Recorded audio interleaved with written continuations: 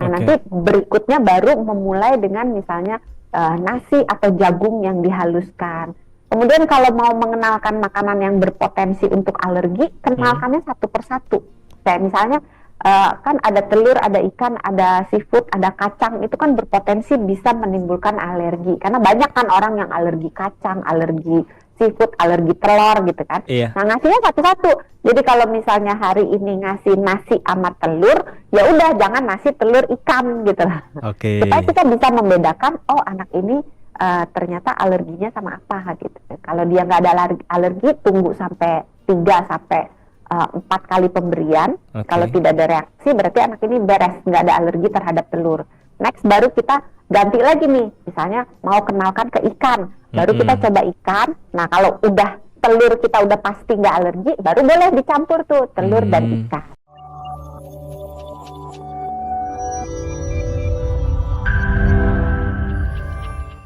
Prinsip gizi seimbang untuk bayi itu sebenarnya apa sih? Ya, yang penting waktunya tadi ya. Iya. Biasanya 6 bulan, tapi yang terlihat jelas itu dia duduknya udah bisa, kepalanya udah bisa diangkat dan bisa ditegakkan, terus menunjukkan minat terhadap makanan gitu, terus dia bisa nelen makanan, itu udah mulai tanda-tanda diberikan. Jadi tepat waktunya. Terus makanannya harus aman, harus bersih, karena kalau tidak aman dan tidak bersih, bisa aja nih kejadian yang kayak cacingan kemarin itu, yang rame banget kan. Itu nggak cuma, jangan berpikir bahwa kejadian cacingan itu hanya bisa terjadi pada kalangan yang ekonomi yang sangat sulit, atau yang mungkin kurang menjaga kebersihannya, jadi misalnya cekeran atau sering main di tanah. Nggak cuma itu, karena kalau misalnya orang tuanya ngasih sayur nih misalnya, terus ngasihnya mentah sayurnya misalnya, ini tidak tertutup hanya pada bayi ya, ini berlaku untuk semua termasuk kita yang udah dewasa.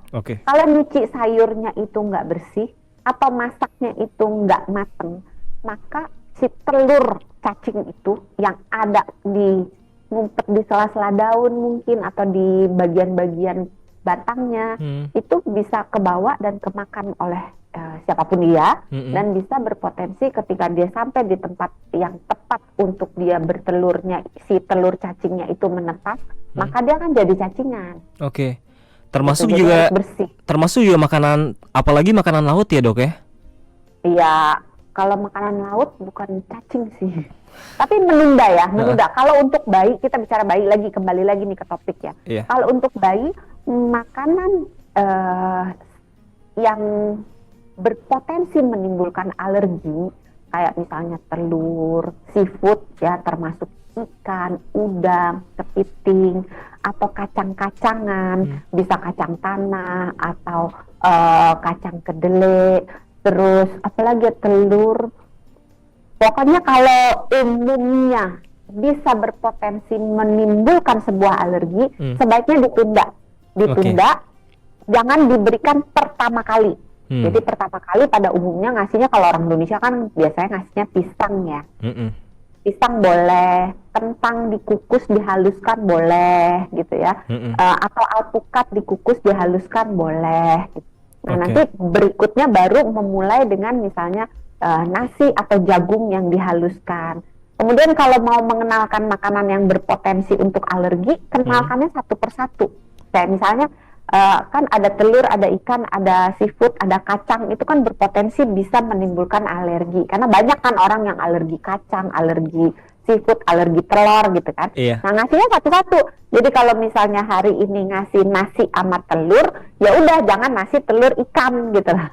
Supaya kita bisa membedakan, oh anak ini ternyata alerginya sama apa gitu. Kalau dia nggak ada alergi, tunggu sampai 3 sampai 4 kali pemberian. Kalau tidak ada reaksi, berarti anak ini beres, nggak ada alergi terhadap telur.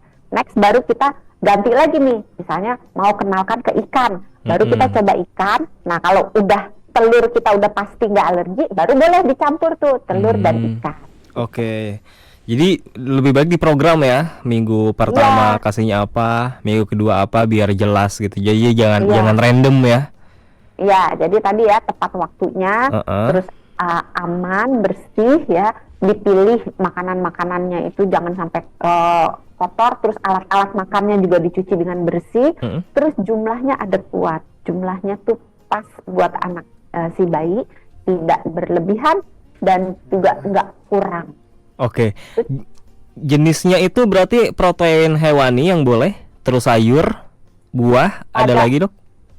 Ini untuk yang pertama kali atau udah yang ke beberapa kali? Yang pertama Kalau kali. kan satu macam aja. Biasanya sih dikasihnya buah boleh. Itu yang umumnya dikasih tuh ya, pisang, alpukat, kentang gitu, itu boleh.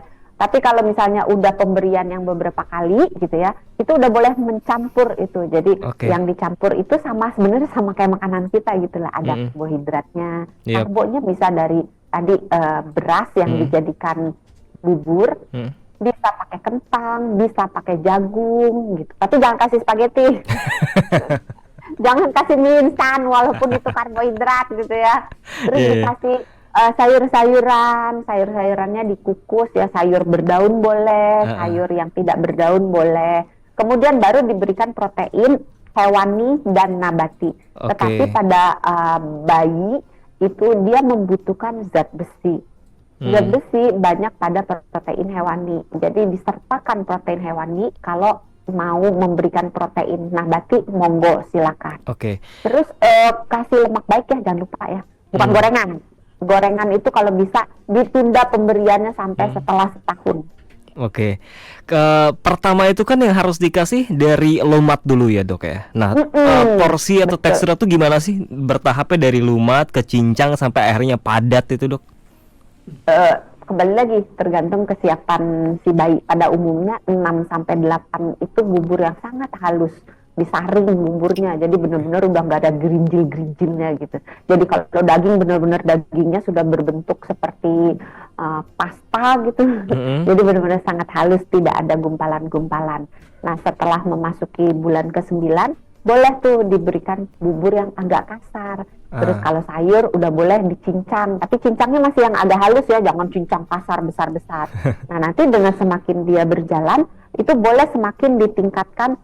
Misalnya dia masuk ke umur tadi kan 9 udah mulai agak kasar ya, masuk ke 10, masuk ke 11 udah boleh cincangannya itu teksturnya lebih kasar. Jadi makin lama makin kasar.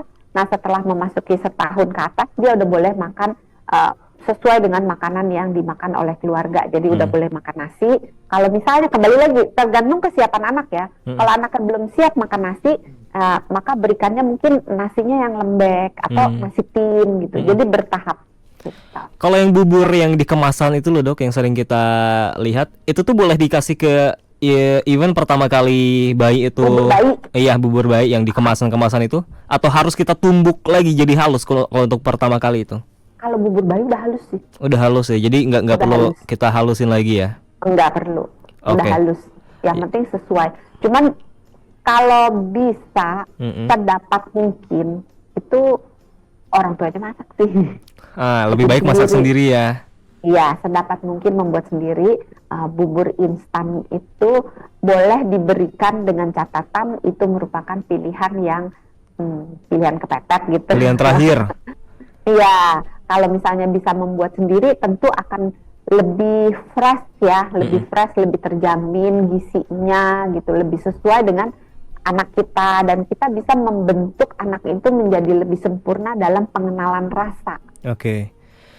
Dokter Santi, yang sering ditemuin apa aja kesalahan yang biasanya dilakuin orang tua kalau ngasih empasi ke bayi itu? Ngasih garam kebanyakan. Ngasih garam kebanyakan? Kenapa ngasih garam? Karena bayi di bawah 1 tahun itu sebaiknya nggak dikasih garam. Kalau mau dikasih garam dikit banget gitu, sebaiknya enggak. Di atas 2 tahun, di atas 1 tahun sampai 2 tahun itu boleh kira-kira 1 sampai 2 gram. 1 sendok teh itu 5 gram garam. Jadi kira-kira 1/5-nya atau maksimal 2/5-nya dari 1 sendok teh itu. Kan dikit banget kan? Iya. Dalam 1 hari ya itu ya, bukan 1 kali sekian. Jadi tapi boleh menggunakan bumbu. Jadi kali bubur bayi supaya enak, kali dengan bumbu. Jadi boleh nih misalnya kasih bawang putih dikit, bawang merah dikit, kasih daun jeruk biar wangi. Kaldu dok, sorry? kaldu boleh, kasih kunyit boleh. Nah, kesalahannya lagi nih, Heeh.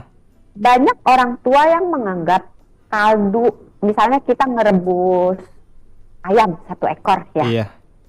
yang diambil kaldunya, terus ayamnya itu dianggap ini udah ampas karena sari-sarinya udah masuk ke airnya, sehingga yang dikasih ke bayinya hanya kaldunya aja.